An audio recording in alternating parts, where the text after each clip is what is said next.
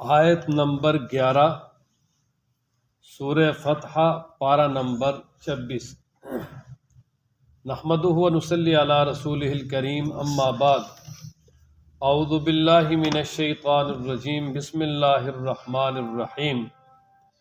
سیقول لک المخلفون من الاعراب شغلتنا اموالنا واہلنا فاستغفر لنا، صدق اللہ العظیم۔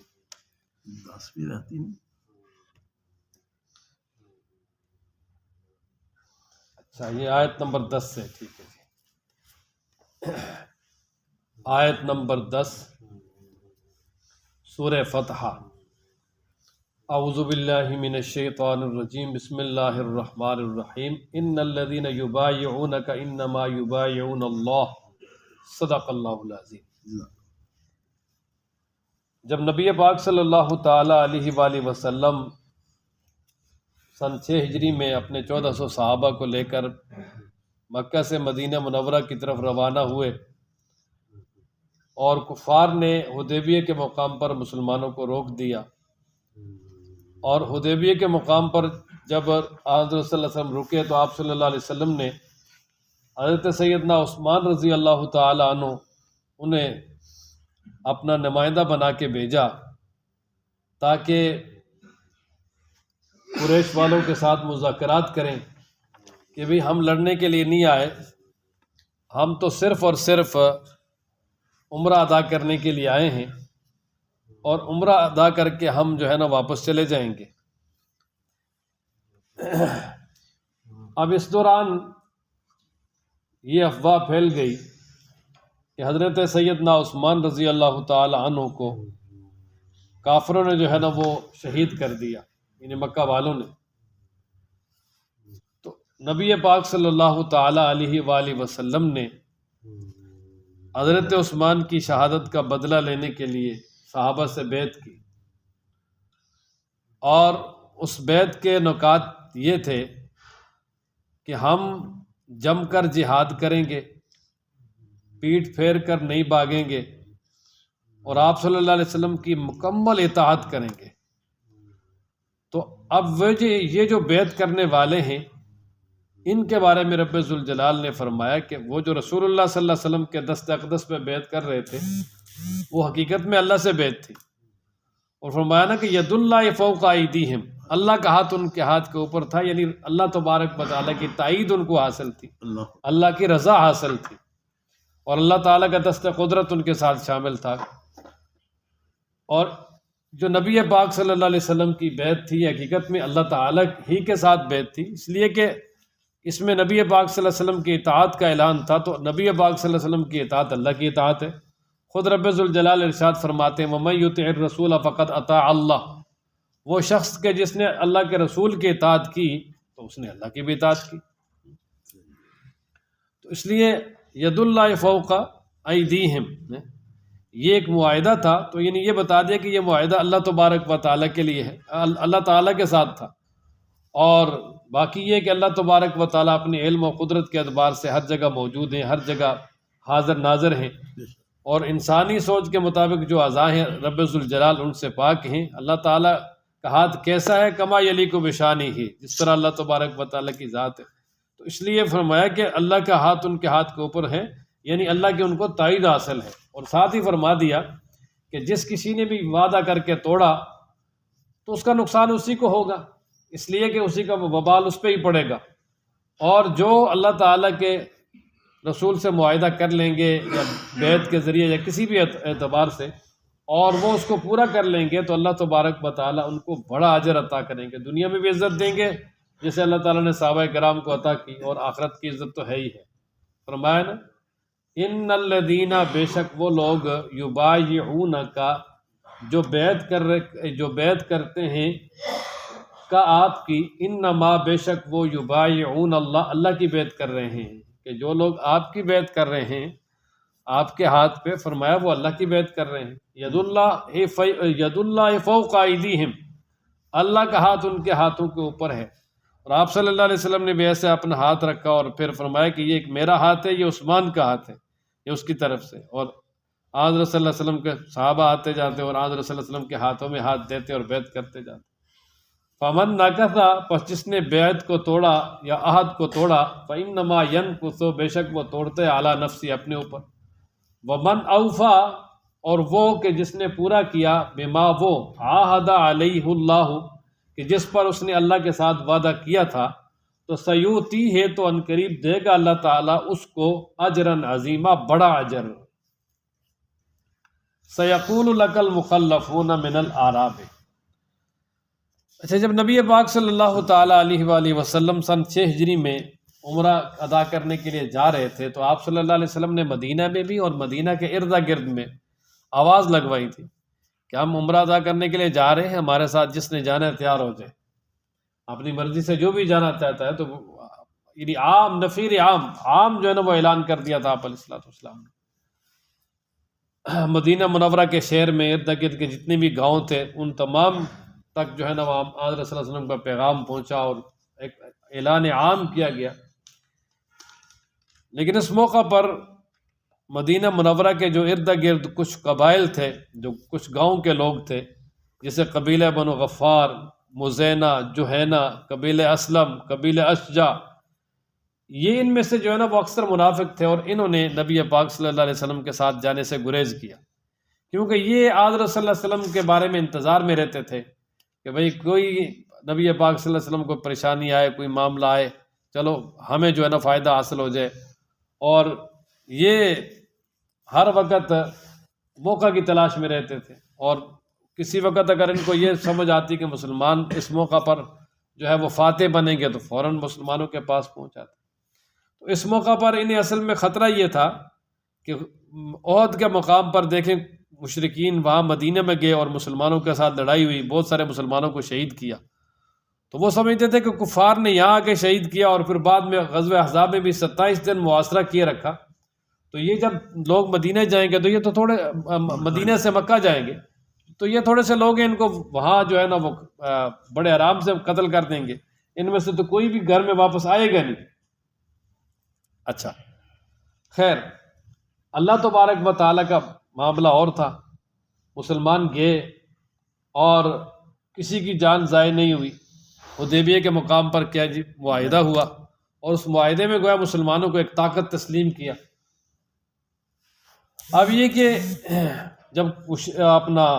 منافقین کو پتہ چلا تو بڑے پریشان ہوئے، وہ کہنے لگے یار جو ہم سوچ رہے تھے وہ تو نہ ہوا، اور یہ تو لازماً اب جو ہے ان کو بڑی بڑی فتوحات حاصل ہوں گی، اور جب مدینہ دوبارہ یہ آئیں گے تو پھر ہماری خیر نہیں ہوگی۔ اس لیے انہوں نے یہ پروگرام بنایا کہ جب نبی پاک صلی اللہ علیہ وسلم مدینہ واپس آئیں گے تو فوراً مختلف گروہ میں جا کر حضرت صلی اللہ علیہ وسلم سے معذرت کر لیں گے، جی ہم آپ کے ساتھ عمرہ کے لیے جانا چاہتے تھے، لیکن ہمارے جو مال اور اولاد ان کی جو مشغولیت تھی، اور ہمارے کچھ کاروبار معاملات تھے، مشغولیت کی وجہ سے رہ گئے جی، تو ہماری بڑی خواہش تھی لیکن خواہش کے باوجود بھی نہ جا سکے، اس طرح جا کے ہم عذر کر لیں گے۔ اب ادھر سے انہوں نے یہ منصوبہ بنایا، اور رب ذوالجلال نے یہ راستے میں یہ آیتیں اتاری، ابھی نبی پاک صلی اللہ علیہ وسلم مدینہ نہیں پہنچے تھے، راستے میں یہ آیات اتاری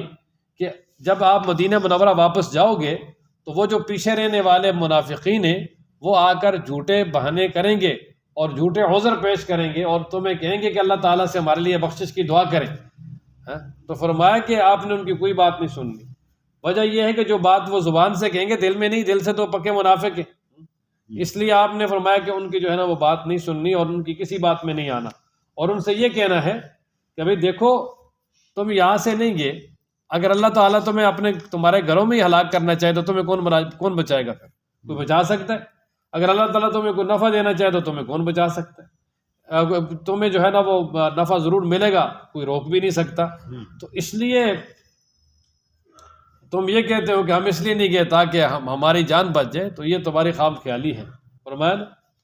سیقول، ان قریب کہیں گے،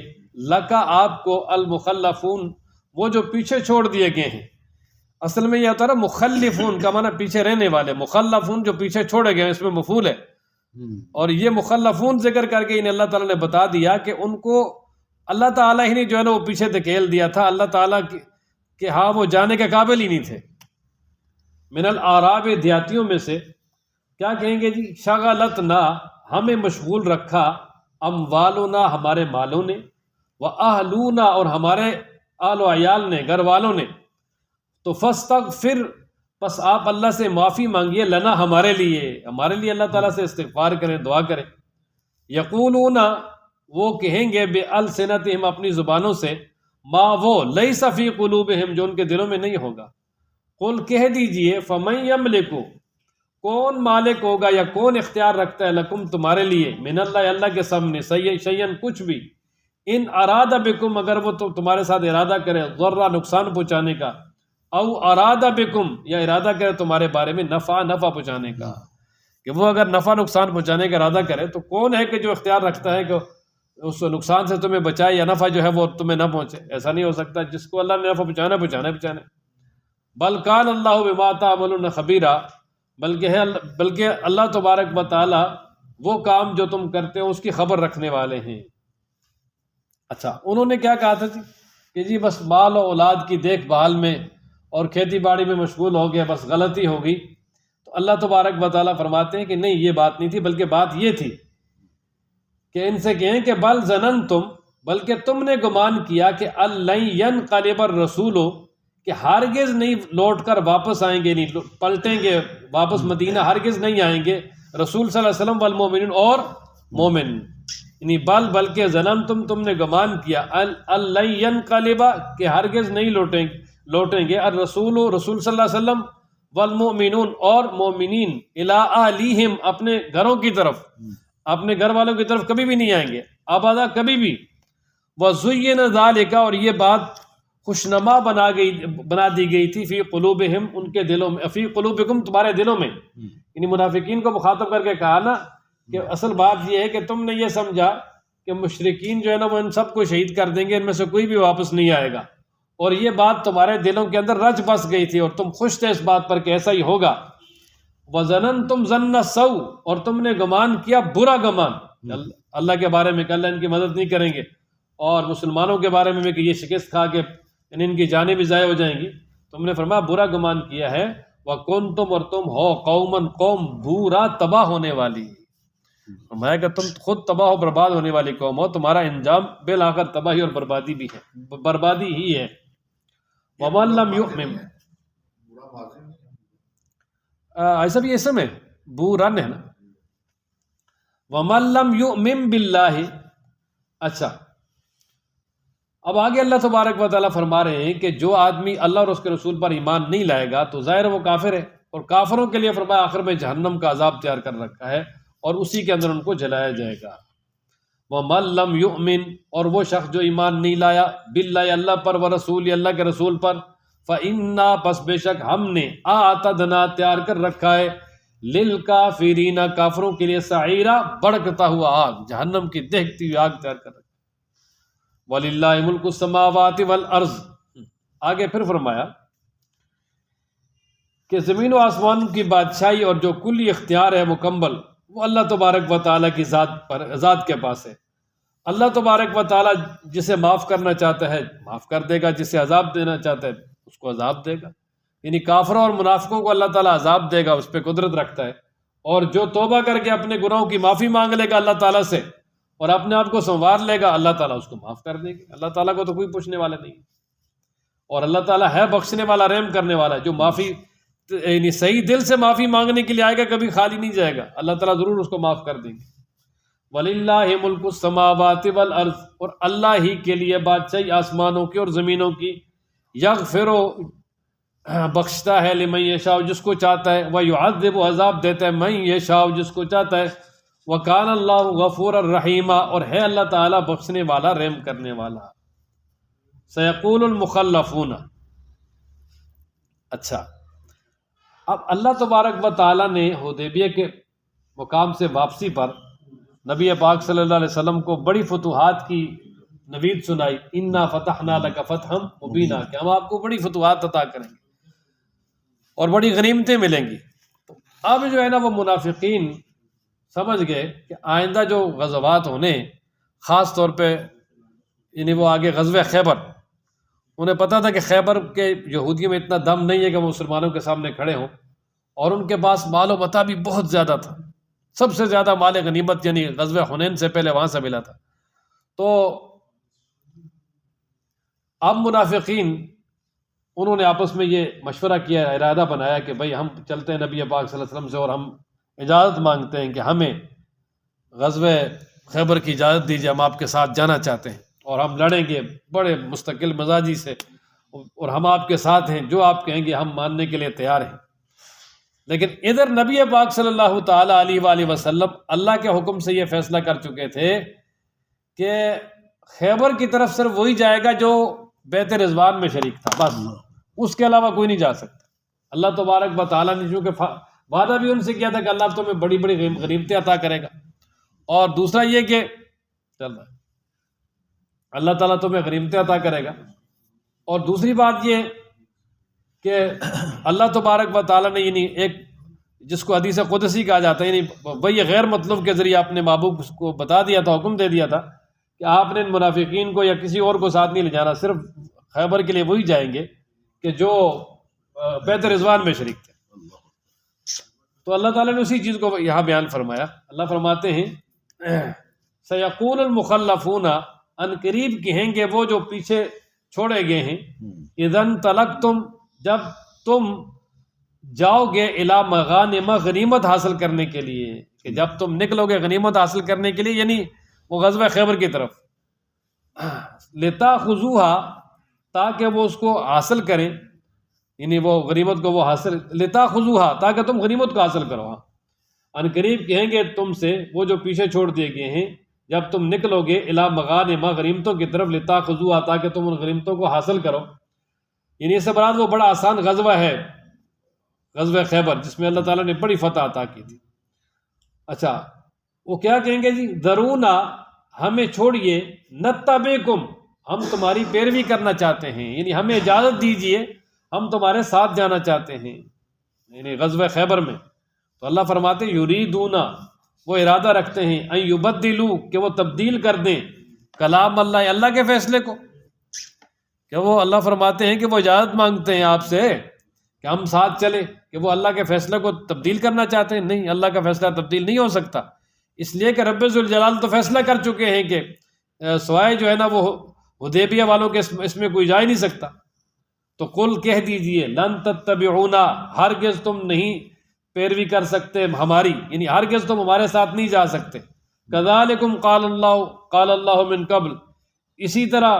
اللہ تبارک و تعالیٰ نے پہلے بھی فرمایا، یعنی اللہ تعالیٰ نے پہلے تمہیں حکم دیا تھا نکلنے کا، تم گئے نہیں ہو، ٹھیک ہے جی، اور اب تم کہتے ہو جی ہم تمہارے ساتھ جائیں گے، نہیں، اللہ تعالیٰ کا فیصلہ ہے، اب تم نہیں جا سکتے۔ اچھا، جب مسلمانوں نے کہا کہ آپ ہمارے ساتھ نہیں جا سکتے، نبی پاک صلی اللہ علیہ وسلم نے روک دیا نا، تو اللہ تعالیٰ نے جو اس وقت انہوں نے باتیں کرنی تھی وہ پہلے ہی بتا دی کہ جب تمہیں انہیں ساتھ نہیں جانے دو گے تو وہ تمہیں کہیں گے جی تم تو حسد کرتے ہو ہمارے ساتھ، کہ تاکہ غنیمت میں ان کو حصہ نہ ملے، ہم تمہارے ساتھ جاتے ہمیں بھی حصہ ملتا، تو تم تو حسد کرتے ہو ہمارے ساتھ۔